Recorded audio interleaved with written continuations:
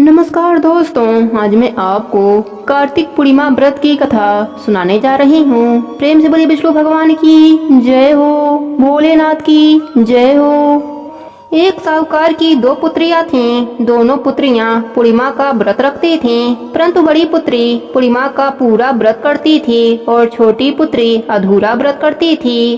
परिणाम यह हुआ कि छोटी पुत्री की संतान पैदा होते ही मर जाते थे। उसने पंडितों से इसका कारण पूछा तो उन्होंने उसे बताया कि तुम पूर्णिमा का अधूरा व्रत करती हो, जिसके कारण तुम्हारी संतानें पैदा होते ही मर जाती हैं। पूर्णिमा का पूरा व्रत विधि पूर्वक करने से तुम्हारी संतानें जीवित रह सकती हैं। उसने पंडितों की सलाह पर पूर्णिमा का पूरा व्रत विधि पूर्वक किया। उसका लड़का हुआ, परंतु शीघ्र ही मर गया। उसने लड़के को पीढ़े पर लिटाकर ऊपर से कपड़ा ढक दिया, फिर बड़ी बहन को बुलाकर लाई और बैठने के लिए वही पीढ़ा दे दिया।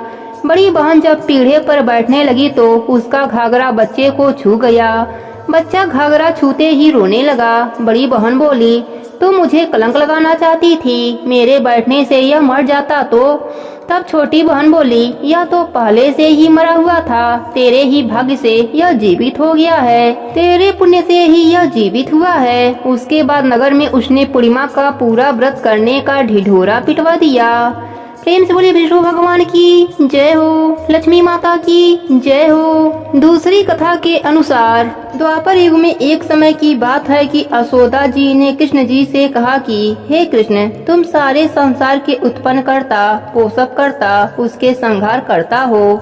आज कोई ऐसा व्रत मुझसे कहो जिसके करने से मृत्यु लोक में स्त्रियों को विधवा होने का भय न रहे, तथा यह व्रत सभी मनुष्यों की मनोकामना पूर्ण करने वाला हो। भगवान श्री कृष्ण कहने लगे, हे माता, तुमने अति सुंदर प्रश्न किया है। मैं तुमसे ऐसे ही व्रत को सविस्तार कहता हूँ। सौभाग्य की प्राप्ति के लिए स्त्रियों को 32 पूर्णिमा का व्रत करना चाहिए। इस व्रत को करने से स्त्रियों को सौभाग्य संपत्ति मिलती है। यह व्रत अचल सौभाग्य देने वाला एवं भगवान शिव के प्रति मनुष्य मात्र की भक्ति को बढ़ाने वाला है। यशोदा जी कहने लगी, हे कृष्ण, सर्वप्रथम इस व्रत को मृत्युलोक में किसने किया था, इसके विषय में विस्तार पूर्वक मुझसे कहो। भगवान श्री कृष्ण जी ने अपनी माता से कहा कि इस भूमंडल पर एक अत्यंत प्रसिद्ध राजा चंद्रहास से पातित अनेक प्रकार के रत्नों से परिपूर्ण कतिका नाम की एक नगरी थी।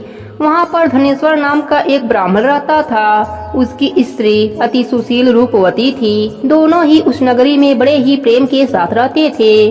घर में धन धान्य आदि की कमी न थी। उनको एक बड़ा दुख था कि उनके कोई संतान न थी। इस दुख से वह अत्यंत ही दुखी रहते थे।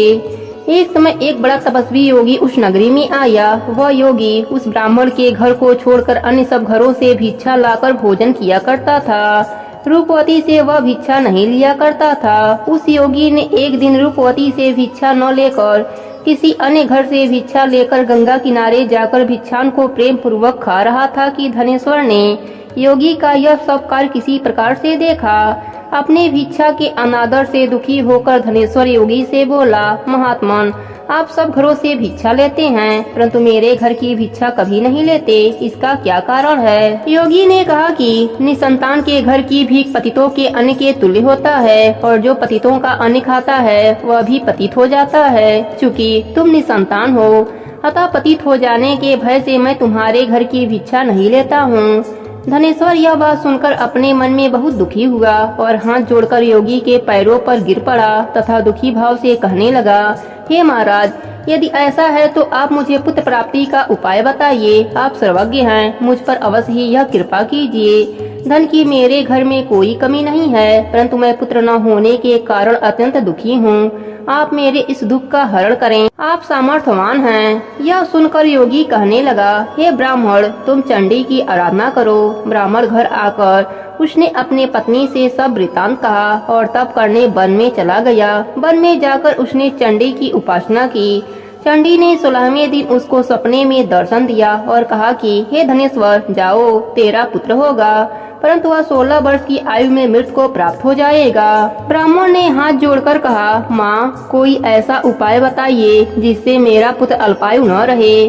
तब माता ने कहा, अगर तुम दोनों स्त्री पुरुष 32 पूर्णिमासियों का व्रत विधि पूर्वक करोगे तो वह दीर्घायु होगा। जितनी तुम्हारी सामर्थ हो आटे के दिए बनाकर शिव जी का पूजन करना, परंतु पूर्णमासी को 32 दिए जलाना। प्रातः काल होने पर इस स्थान के समीप ही एक आम का वृक्ष दिखाई देगा, उस पर तुम चढ़कर एक फल तोड़कर शीघ्र अपने घर चले जाना। ऋतु स्नान के पश्चात तुम्हारी स्त्री स्वच्छ होकर श्री शंकर जी का ध्यान करके उस फल को खा लेगी। तब भगवान शिव जी की कृपा से तुम्हारी पत्नी को गर्भ रह जाएगा। इतना कहकर माता अंतर ध्यान हो गयीं। जब वह ब्राह्मण प्रातः काल उठा तो उसने उस स्थान के पास ही एक आम का वृक्ष देखा, जिस पर एक अत्यंत सुंदर आम का फल लगा हुआ था। उस ब्राह्मण ने उस आम के वृक्ष पर चढ़कर उस फल को तोड़ने का प्रयास किया, परंतु वृक्ष पर कई बार प्रयत्न करने पर भी वह न चढ़ पाया। तब तो उस ब्राह्मण को बहुत चिंता हुई और विघ्न विनायक श्री गणेश जी की वंदना करने लगा। हे दयानिधे, अपने भक्तों के विघ्नों का नाश करके उनके मंगल कार्य को करने वाले, दुष्टों का नाश करने वाले, रिद्धि सिद्धि को देने वाले, आप मुझ पर कृपा करें। मुझे इतना बल दें कि मैं अपने मनोरथ को पूर्ण कर सकूं। इस प्रकार गणेश जी की प्रार्थना करने पर उनकी कृपा से ब्राह्मण वृक्ष पर चढ़ गया और उसने एक अति सुंदर आम का फल देखा। उसने विचार किया कि जो वरदान से फल मिला था वह यही है और कोई फल दिखाई नहीं देता। उस ब्राह्मण ने जल्दी से फल को तोड़ा और अपने घर आकर अपने स्त्री को दिया और उसकी स्त्री ने अपने पति के कहे अनुसार उस फल को खा लिया और वह गर्भवती हो गई। देवी जी की असीम कृपा से उसे एक अत्यंत सुंदर पुत्र उत्पन्न हुआ, जिसका नाम उन्होंने देवी दास रखा।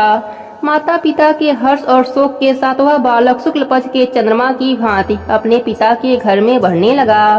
भवानी की कृपा से वह बालक बहुत ही सुंदर, सुशील और विद्या पढ़ने में बहुत ही निपुण हो गया। दुर्गा जी की आज्ञा अनुसार उसकी माता ने 32 पूर्णिमा का व्रत रखना आरंभ कर दिया था, जिससे उसका पुत्र बड़ी आयु वाला हो जाए। 16वां वर्ष लगते ही देवी दास के माता पिता को बड़ी चिंता हो गई कि कहीं उनके पुत्र की इस वर्ष मृत्यु न हो जाए। इसलिए उन्होंने अपने मन में विचार किया कि यदि यह दुर्घटना उनके सामने हो गई तो वह कैसे सहन कर सकेंगे। तब उन्होंने देवी दास के मामा को बुलाकर कहा कि देवी दास 1 वर्ष तक काशी में जाकर विद्या अध्ययन करेगा और उसको कभी भी अकेला मत छोड़ना और 1 वर्ष के बाद उसको घर लाना। ब्राह्मण और उसकी पत्नी ने अपने पुत्र की मंगल कामना के लिए दुर्गा माता की आराधना और पूर्णिमा का व्रत करना आरंभ कर दिया था। मामा और भांजा रात्रि बिताने के लिए एक गांव में ठहरे। उस दिन उस गांव में एक ब्राह्मणी की अत्यंत सुंदरी गुणवती कन्या का विवाह होने वाला था। संयोगवश होने वाला दूल्हा काना था। यह बात वर के पिता ने छिपा कर रखी थी। उसने जब देवी दास को देखा तो सोचा, इसी से कन्या का लग्न करा देता हूँ और विदाई अपने बेटे के साथ करा दूंगा। वह इस बात को लड़के के मामा से कहा। वह तैयार हो गए। देवी दास का विवाह संपन्न हो गया। विवाह कार्य समाप्त होने के बाद भोजन करने वर और वधू बैठे। देवी दास उस कन्या के बारे में सोचकर रोने लगा। कन्या ने रोने का कारण पूछा तो देवी दास ने सारा वृतांत सुना डाला। इस पर कन्या ने कहा, हमारी शादी अग्नि के सामने हुई है। हम आपको ही अपना पति मानते हैं। मैं आपकी ही पत्नी रहूंगी, किसी अन्य की कदापि नहीं। तब देवी दास ने कहा, ऐसा मत कहिए, क्योंकि मेरी आयु बहुत थोड़ी है। मेरे मरने के बाद आपकी क्या गति होगी। परंतु कन्या ढेर विचारों वाली थी। वह बोली, जो आपकी गति होगी वही मेरी भी गति होगी। हे स्वामी, आप रोना बंद कीजिए और भोजन ग्रहण कर लीजिए। देवी दास जब जाने लगा तो 3 नगों वाली अंगूठी अपने पत्नी को दिया और बोला, हे प्रिय, मैं काशी जा रहा हूँ। और वह काशी चला गया। जब विदाई का वक्त आया तो कन्या ने अपने पिताजी को सारी बातें बताई। लड़की के पिता ने सब बारातियों को बुलाकर लड़के के पिता को अपमानित करके विदा कर दिया। वह सब आजे बाजे के साथ चले गए। भगवान श्री कृष्ण बोले, हे माता, इस प्रकार देवी दास काशी में पहुंच गया। एक रात्रि एक सर्प उसको डसने आया, परंतु व्रतराज के प्रभाव से उसको काट नहीं पाया, क्योंकि उसकी माता ने कई बार 32 पूर्णिमा का व्रत कर लिया था। जब 1 वर्ष काशी में बीत गया तब देवी दास अपने मामा के साथ घर आने के लिए चल दिया। रास्ते में उसी गांव में रुका जहां उसकी शादी हुई थी। लड़की के पिता ने उसको पहचान लिया और बड़े सम्मान से अपने घर ले गए। श्री कृष्ण जी कहने लगे कि इस प्रकार धनेश्वर 32 पूर्णिमा के व्रत के प्रभाव से पुत्रवान हो गया। जो भी स्त्रियां इस व्रत को करती हैं वे जन्म जन्मांतर में वैधर्भ का दुख नहीं भोगती और सदैव सौभाग्यवती रहती हैं। यह मेरा वचन है, इसमें कोई भी संदेह नहीं। यह व्रत पुत्र पौत्र को देने वाला तथा संपूर्ण मनोकामनाओं को पूर्ण करने वाला है। 32 पूर्णिमासियों के व्रत करने से व्रती की सब प्रकार की इच्छा भगवान शिव जी की कृपा से पूर्ण हो जाती है। प्रेम से बोलिए भोलेनाथ की जय हो, कृष्ण भगवान की जय हो।